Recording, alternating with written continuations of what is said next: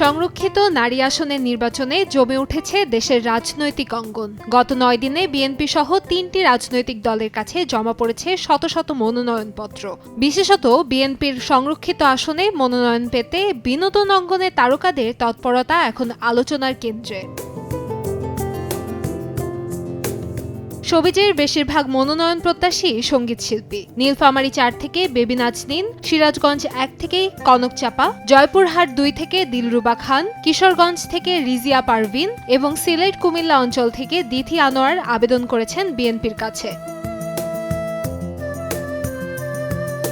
এ তালিকায় রয়েছেন একজন নৃত্যশিল্পীও। ময়মনসিংহ 11 থেকে মনোনয়ন চেয়েছেন ফারহানা চৌধুরী। ছোট পর্দার অভিনেত্রী রুকাইয়া জাহান চমকও কুষ্টিয়া অঞ্চল থেকে সংরক্ষিত আসনের জন্য আবেদন করেছেন। সম্প্রতি বিএনপিতে যোগ দিয়েই তিনি মনোনয়ন প্রত্যাশীদের সারিতে নাম লিখিয়েছেন।